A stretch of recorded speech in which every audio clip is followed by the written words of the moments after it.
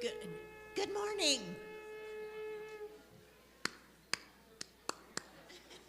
Louder.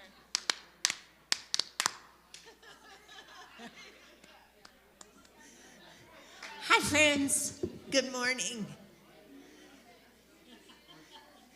Hello, hello. Yay. There's a bunch of us here this morning, but if you're online, you think there's nobody because the front rows are sparse. I don't know why people do that, but yeah, don't get called on. That'd be a lot of trouble. All right. Happy Sunday in October. My name's Ann Hudgens, and I have the privilege to serve as the Unity Council President. Such a good job, and we're having a council meeting this afternoon, so there's a team of us that works to kind of keep this place moving forward. And we recently had a listening session, and Mike and Dave put together a set of themes, so you'll hear more about our themes that we'll send on to the teams. So welcome to folks who are new here today. If you're new and you'd like a welcome packet, Courtney's got one. Anyone? All right, they're available for you. Welcome to our folks online. We're happy you're with us. We have a treat today. We get a treat frequently, but today is our own Reverend Sharon, who is a treat. So thank you. You trick too, trick or treat. Our reader is Kellee James right here, our big voice reader, and Elise Wonder, our wonderful wonder, is our music today. Our youth and program has been learning about zeal. That's a hard word to say, zeal. So I wish I had more of that. I hope the kids bring some in.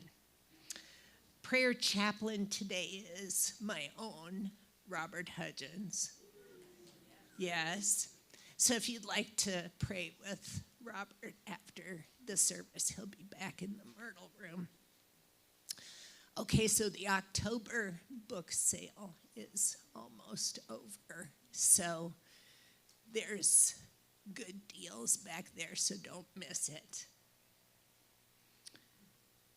Where is the team?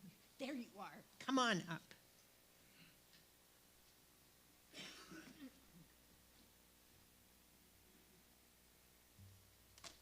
In 2 Sundays. No, not Sundays, it's Saturdays.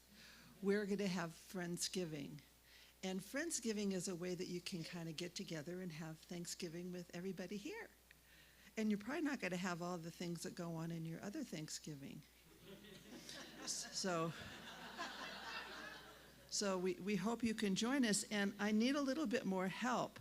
I'm going to pass out sign-up sheets. They're going to look different the last time because people didn't get to the back pages, or most people. So we need a little bit of help setting up and stuff like that.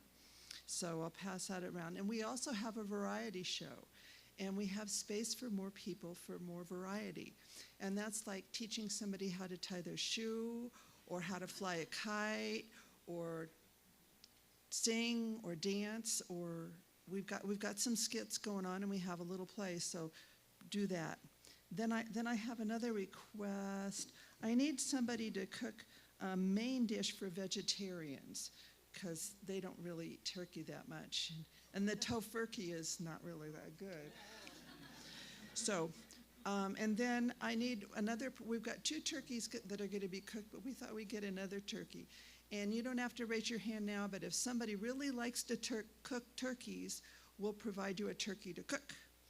And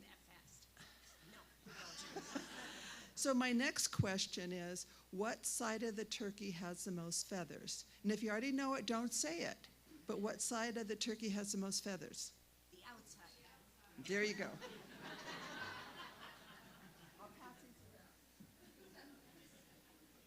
Kimber, are you coming up? Come on up.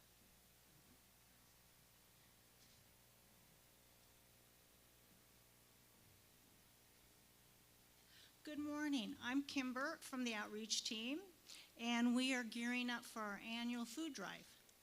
This year we're going to be concentrating on the Thanksgiving season instead of both Christmas or Thanksgiving and Christmas. The Food Bank of Larimer County is having a high need for food this year, so please consider donating. We will have a barrel out in the foyer, and the barrel will also have a list of the most needed items, food items, and non-food items. It will begin next Sunday and run through November 16th, so that's 3 weeks. So please join us in gathering some food. Thank you.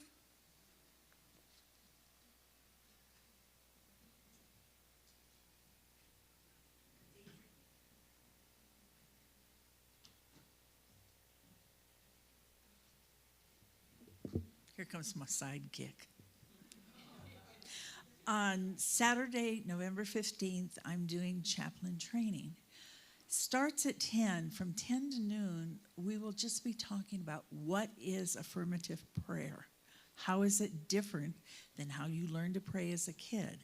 So feel free to join us, even if you don't want to become a chaplain. And of course, I have a motive in this, because last year someone came to that and I didn't want to be a chaplain. I kind of thought I wanted to be a chaplain, but I didn't know what it meant.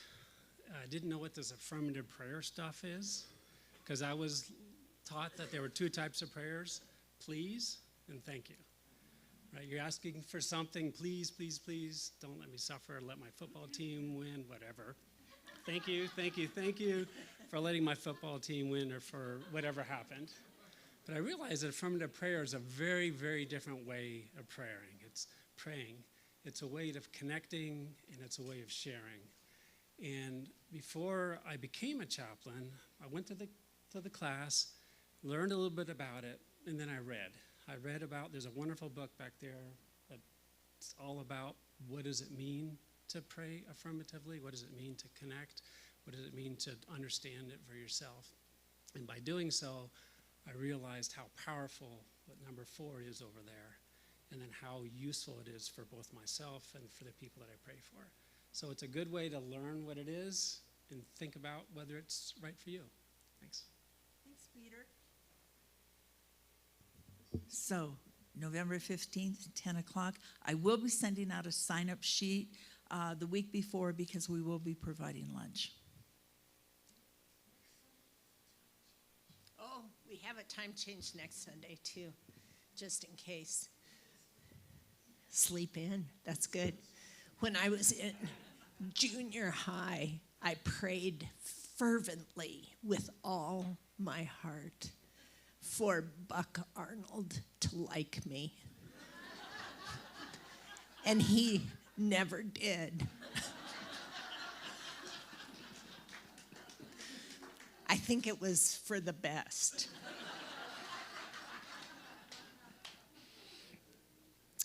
One of the themes from our listening session was that there are some folks who would like some quiet reflection space prior to a service. And if you notice what happens in here prior to a service, it is not quiet reflection. It's kind of boisterous connection. So we thought we'd give it a try. So if there's any folks here who would like to hang quietly, get centered in that meditative spot, would you let Julie know? And we're going to see if there's a need and try it if folks want that. So if you're one of those quiet, reflective interests, let Julie know. All right. I think that's it. Let's have us join in our centering prayer. Our unity centers us in light and peace, allowing us to recognize our God within and to radiate that love to the world. Thank you.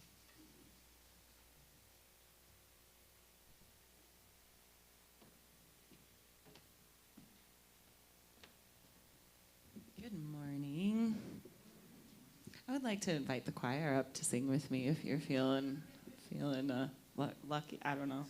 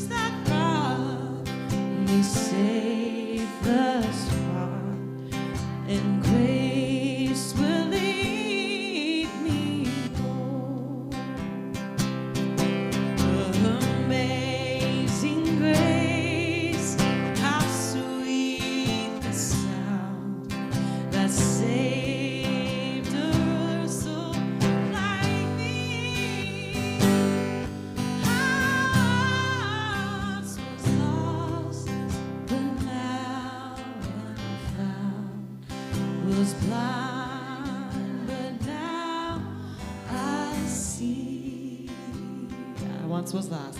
I once was lost, but now am found. Was blind, but now I see.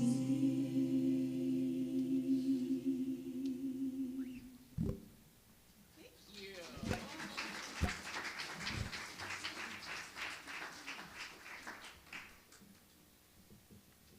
Good morning. What is grace across different religious traditions? I got interested in this, thinking about it this week, so I did a little bit of a dive. And if you, following what I say, are interested also in looking into this, my sources are Christianity.com and the spiritualmeaningsguide.com. Grace is a profound and often elusive concept that permeates the spiritual traditions of the world.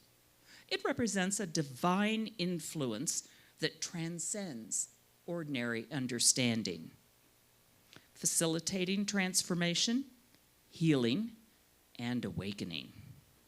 In the journey of spiritual awakening, grace is not simply a passive gift, but an active, dynamic force that opens the door to deeper consciousness and ultimate liberation. Unlike human effort, which is limited by willpower and knowledge, grace flows spontaneously and mysteriously. It is often depicted as rain nourishing parched earth, or sunlight penetrating dense clouds, natural phenomena that foster growth without force. Grace in Christianity is the love of God shown to the unlovely, the peace of God given to the restless, the unmerited favor of God.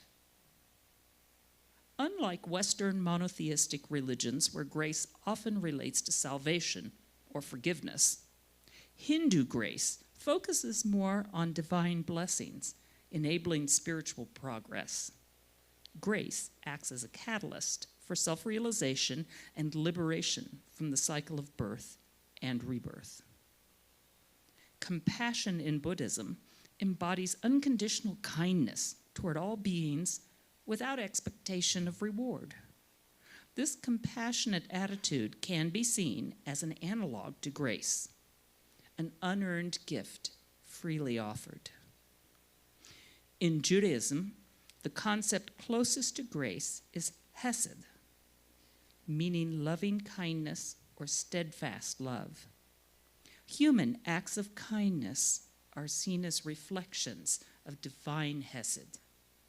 Jews are encouraged to emulate God's loving kindness by caring for others generously, without expecting anything in return. Many indigenous cultures express concepts similar to grace through relationships with ancestors, spirits, nature, or the cosmos. These understandings often emphasize harmony, reciprocity, and blessings received beyond human control.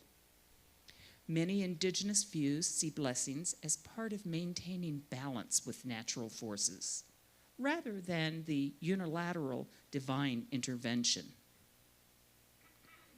Grace remains one of the most profound spiritual concepts worldwide.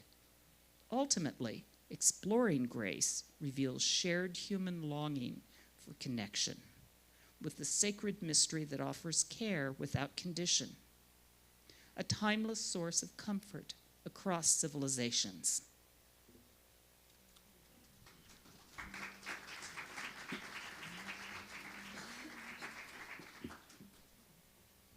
Kind of sticking with some old school hymns today, but we're doing them in a new school way.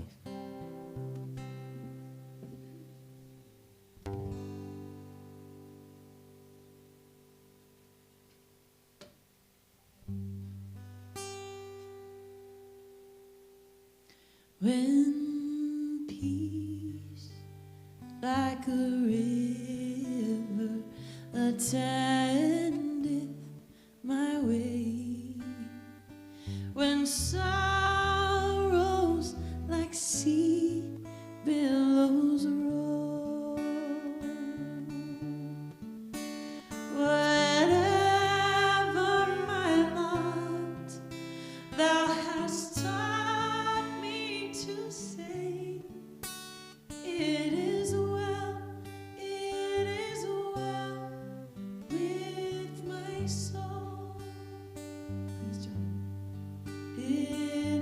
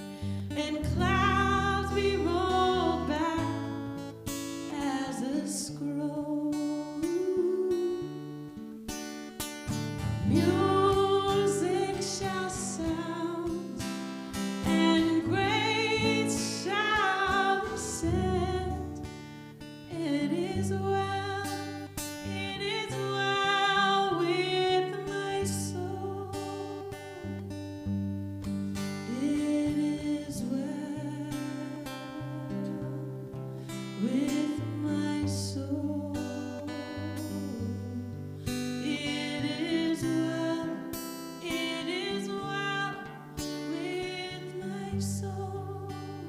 Let's do that first verse one more time. When peace like a river attendeth my way, when sorrows like sea billows roll, whatever my Lord thou hast taught me to say, it is well with my soul. It is well with my soul, with my soul. It is well with my soul. One more time. It is well with my soul, with my soul. It is well with my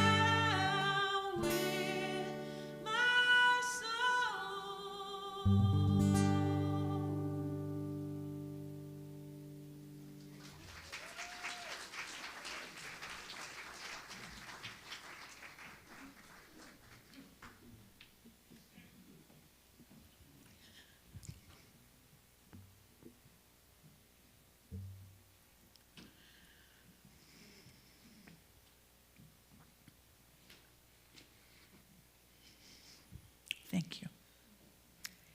Amazingly beautiful. So last week, someone asked me how I find topics to talk about on Sunday. And there's not really where you go and you go, okay, give me a topic. But in reality, every experience in our lives has a spiritual aspect. So sometimes Jim and I are going along and somebody says something or mentions something, and I'll look at it and go, dibbies, that's mine.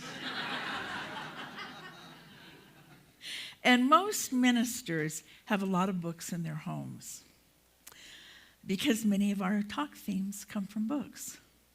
Our library in our basement has about 2,500 books.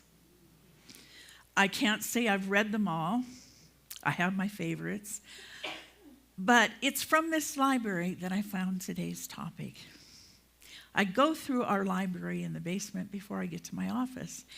And I happened to reach for a book that I had done a book study on several years ago, Reinventing the Body and Resurrecting the Soul by Deepak Chopra. And in your bulletin this morning are some sayings, and they're from the chapter in this book that's called The Fruit of Surrender is Grace. The fruit of surrender is grace. So bingo, there's my topic. Grace notes are the blessings we receive that we often fail to notice. Grace is a much used word. We talk as though we understand it. The bank gives us a grace period. The seedy politician falls from grace. Musicians speak of grace notes.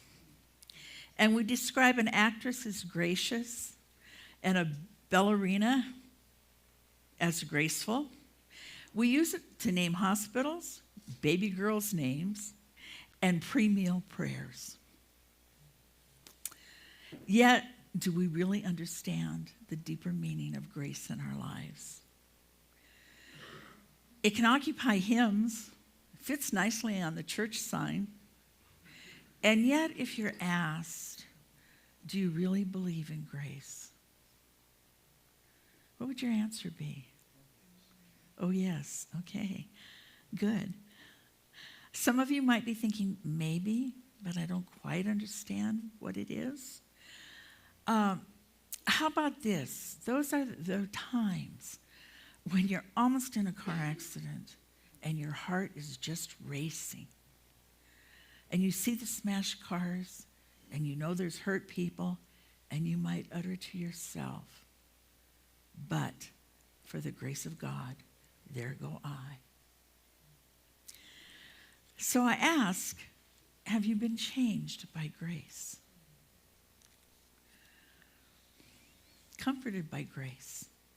Snatched by the nape of your neck by grace? If you think about it, most of us would answer yes, or maybe, or I think so.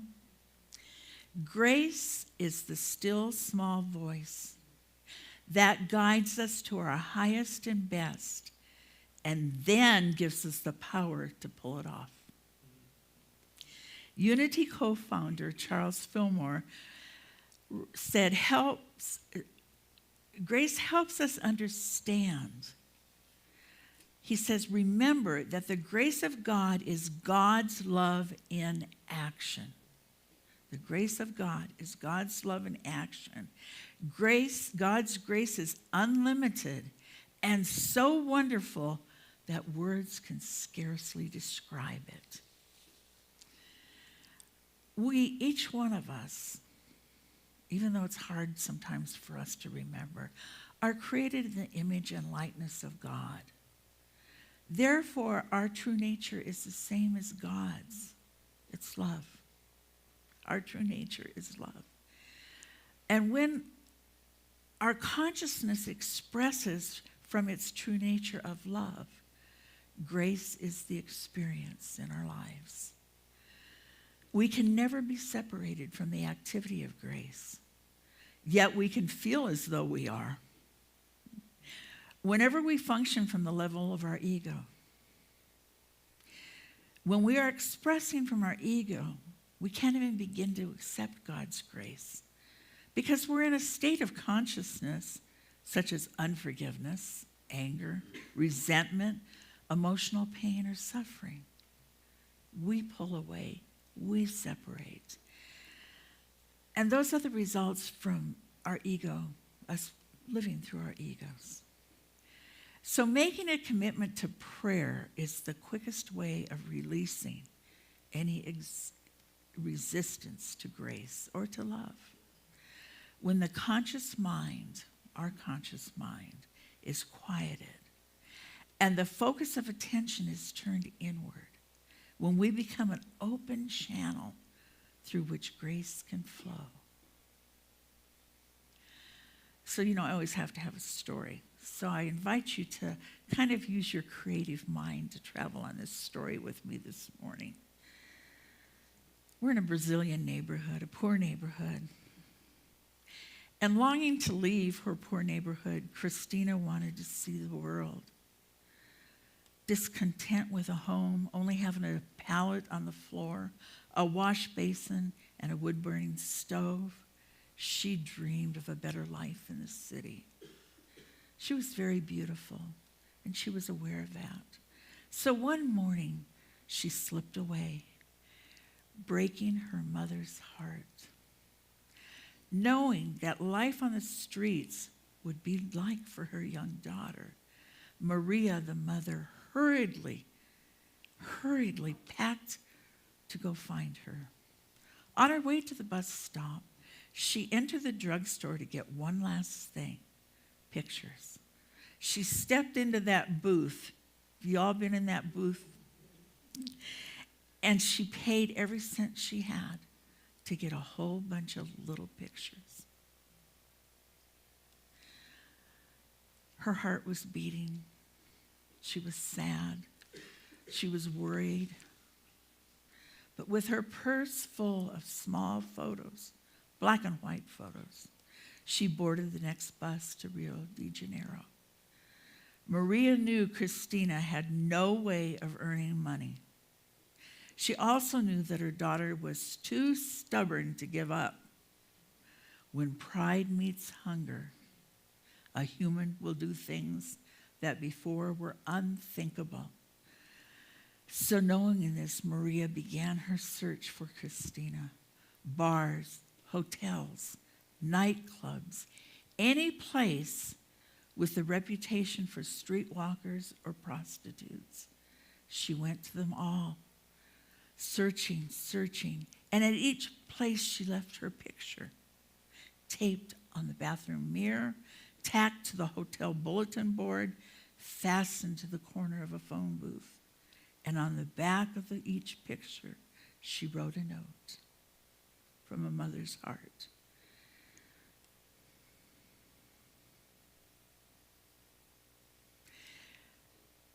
She wrote, "Come home. Come home.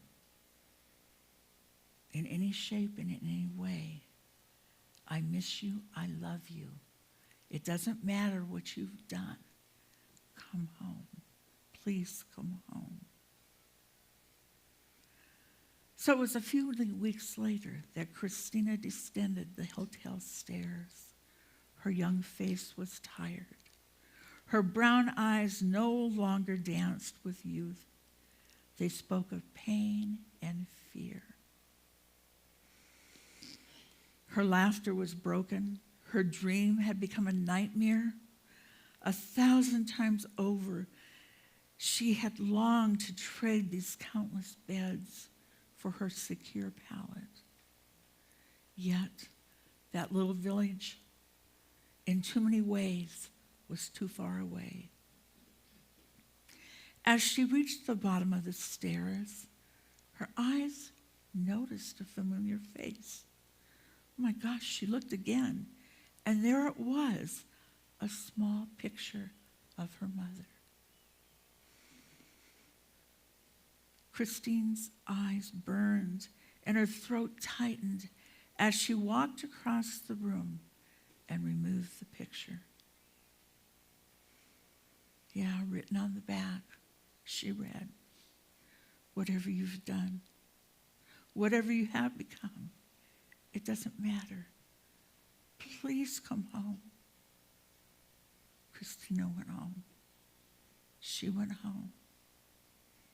That's a grace note. Mothers do grace notes all the time. So do dads.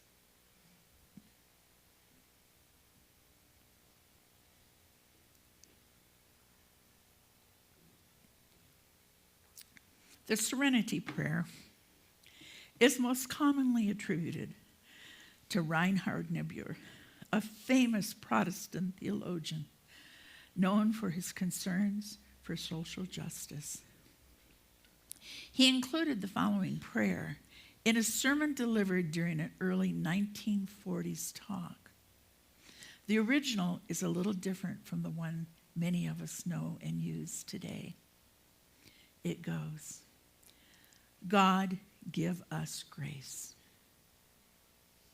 God, give us grace to accept with serenity the things that cannot be changed, courage to change the things that should be changed, and the wisdom to distinguish the one from the other. God, give us grace." So we've often heard that. I've said it myself over and over sometimes. But now I've changed it a little bit to "God, give me grace." It's a way to feel a sense of inner worth and peace and to be grateful for what we already have. We've often heard the glass is either half empty or half full. But folks, it's running over. It's running everywhere. We're so blessed. Voltaire wrote, "Appreciation is a wonderful thing. It makes what is excellent in others belong to us as well." There's an indigenous community that has a tradition that whenever one member breaks the moral code of the community, he or she is put in the middle of a circle and surrounded by other members in the community. Those in the outer circle take turns telling the person in the circle how much they love them, the good things they know about them, and all the wonderful things that person has done over the years. In essence, the members express appreciation. They remind the individual of the positive and very good things about them. They do this until there's a shift within that person, until the energy changes. The previous transgressor goes back into the community, living and acting from that space of appreciation and love. That's grace. On Saturday, August 9th, I flew home after spending a month taking care of my daughter, Leslie. After she made her transition, we stayed to do the memorial and the things. And it was an emotionally and physically exhausting time for me. And when I woke up that next morning, it was Sunday, and I felt too sad and too tired to come to church. You know that feeling. Some of us call it blanket victory. We just want to stay in bed in that cozy place and rest our minds and our bodies. Yet something inside me, I felt compelled to come. We came early because I wanted to just kind of be in the crowd already. And as I opened that front door and stepped inside, John and the choir were practicing for the service. And the words they were singing was, "You can always come back home." You can always come back home. And I immediately felt an amazing peace flow over me and within me. I was energized. I felt comforted. It just, the energy of this place that you leave here, that you share here, healed me. It was a feeling of love that in those words in this room, yeah, I was still tired, but I felt love. Love had replaced sadness. I experienced grace notes from all of you. Grace is the invisible influence of the divine. Grace is often associated with mercy and forgiveness, but in reality, if you strip it away of the religious overtones, grace is unbounded awareness. For sure, the fruit of surrender is grace. When we surrender to love, we are open for grace. So ask yourself, do I look for the small miracles from God? Do I accept love from others without question, without doubt, just believing? A common practice of people who live life, a life they love, is they recognize all the blessings that come to them. So this is the quest for all of us. We're to wake up with a joyful enthusiasm and an appreciation for what's working in our lives. And I do that easily because I have a 2-year-old golden retriever who wakes me up. Jim always says when she's pawing on my arm, "Mom, do you still love me?"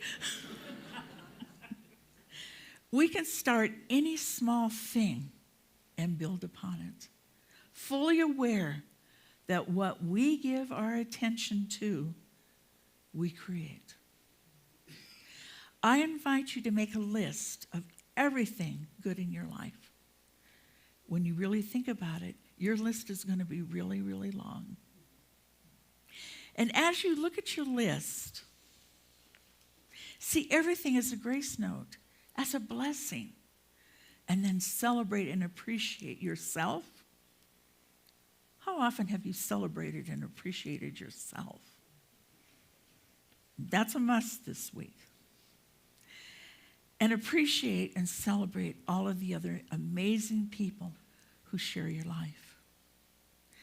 As we practice paying attention and shining the light of our blessings, the good that is operating in our life grows. And it grows beyond what we may have ever even imagined. So in closing, I would like to share a poem with you. It was written by James Dillard Freeman. He was born in 1912, and he made his transition in 2003. And the first time I went to the village, I met him, and he made his transition shortly later. He served Unity School of Christianity for nearly 70 years as a teacher, a writer, and a speaker. His poetry appeared regularly in Daily Word, our devotional magazine, and he became director of Unity's ministerial training program and was also director of Silent Unity at one time.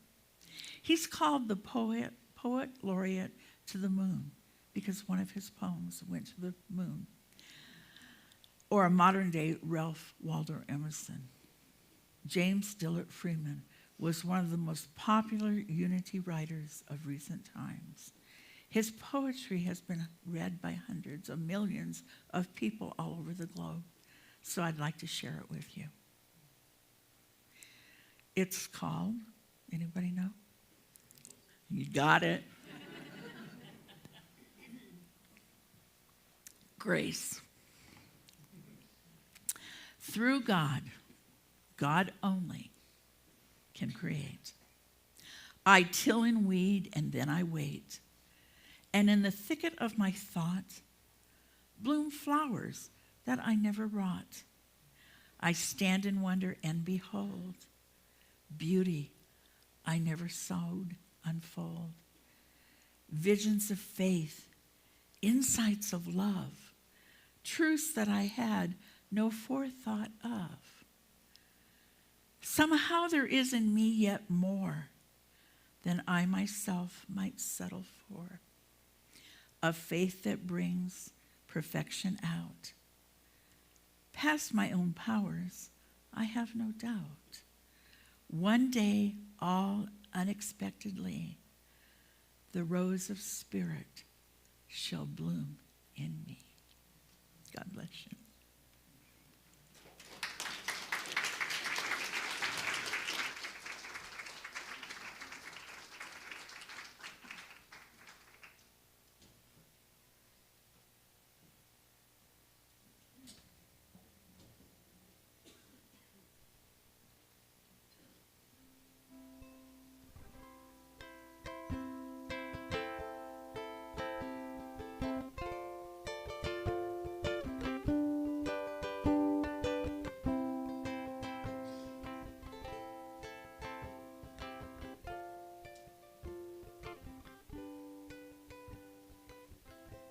Our thoughts are prayers,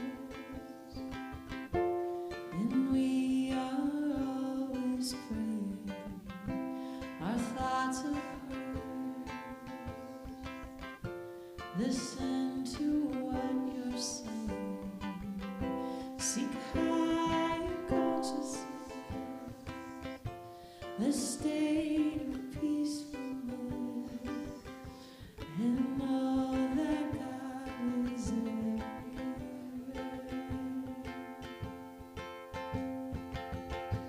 And every thought's indeed a prayer.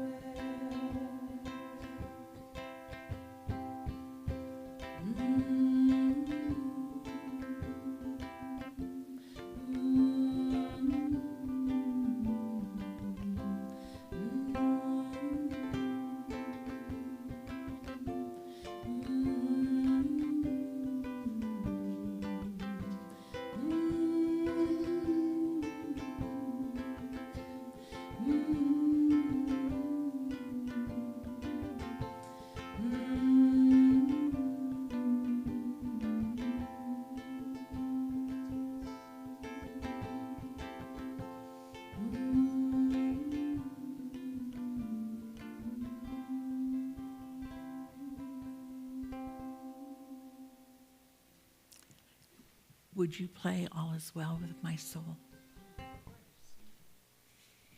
I invite you to think about that. Your soul. The place where Spirit's energy is within you. The place of life within you. And as she plays for us, I just invite you to go within and to think about the place in you, the energy of Spirit in you, in your soul, in every cell in your body. And say to yourself, all is well. All is well with my soul. I'm connected to Spirit. I'm one with Spirit. In the stillness, I go within to my soul and I renew. And I find clarity. And I feel love. My connection with oneness. All is well. All is well in my soul.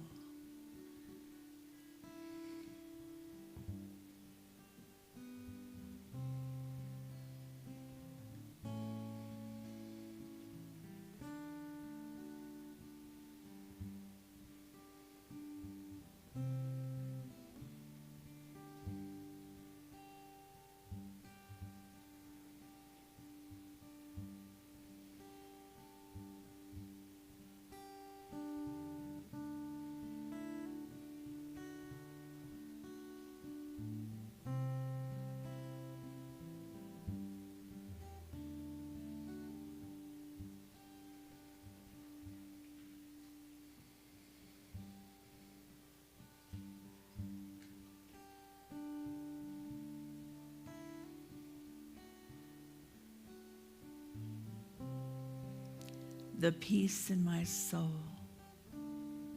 meets the peace in your soul. And we are one. And in that oneness and in our together connection to Spirit, we are blessed. All is well in our souls. And so it is.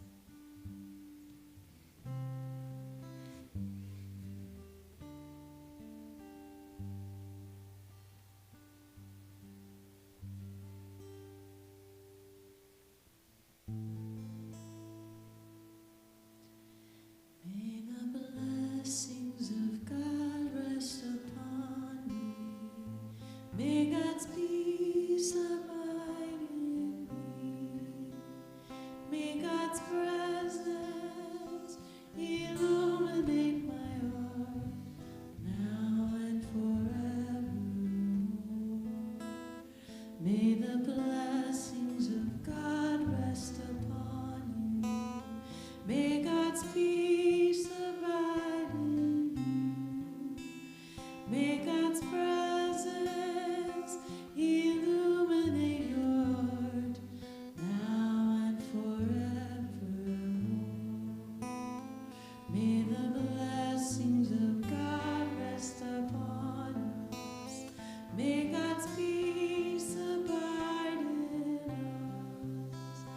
May God's presence illuminate our hearts now and forevermore. Now and forevermore.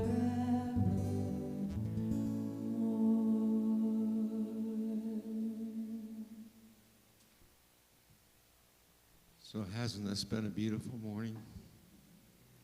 The words of Sharon just letting us know more about grace on a deeper level.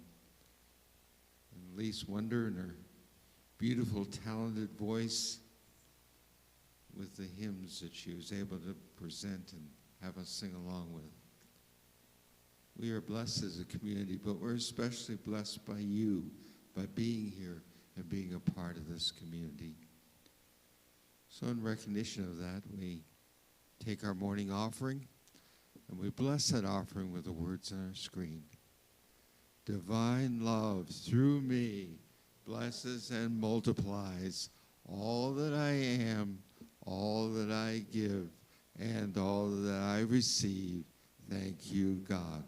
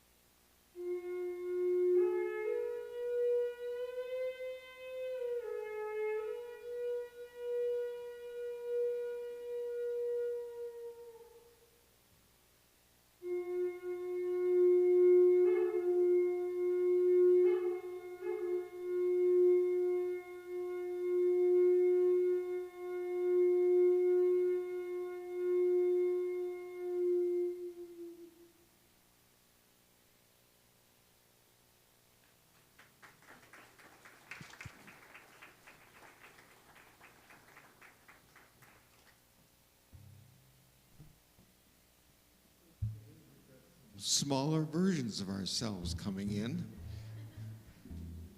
So let's participate with This Little Light of Mine.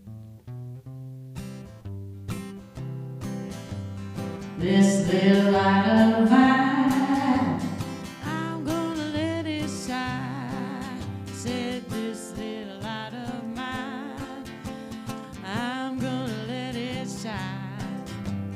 This little light of mine, I'm gonna let it shine. Let it shine, let it shine, let it shine. Here on the corner of Lines and Vine, I'm gonna let it shine.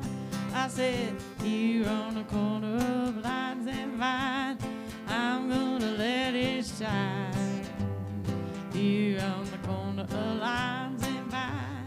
I'm gonna let it shine, let it shine, let it shine all the time. Good morning. We had a fun morning this morning. We got into Halloween candy, obviously, and tossed the pumpkins and all sorts of fun things. But Priya made a beautiful pumpkin. You want to show your pumpkin, Priya? Show your pumpkin to everybody. You want to? Yeah, Mommy's there. Look at how pretty that is. Yes, Mommy's right there. How gorgeous that is. Pretty, pretty pumpkin. All right, guys, have a good one.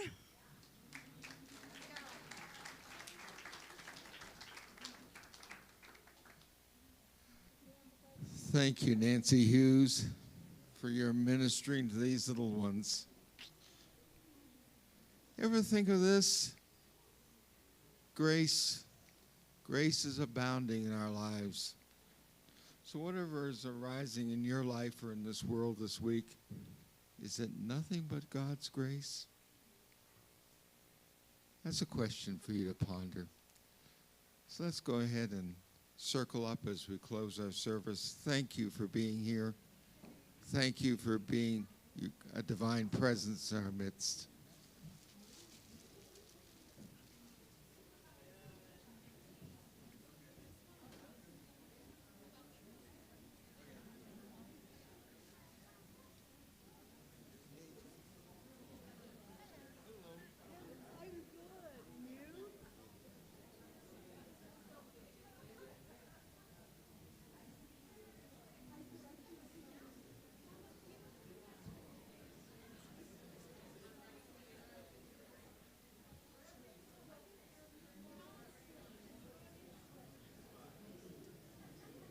Okay, we have the prayer protection and the peace song. So together, the light of God surrounds us, the love of God enfolds us, the power of God protects us, the presence of God watches over us. Wherever we are, God is, and all is well.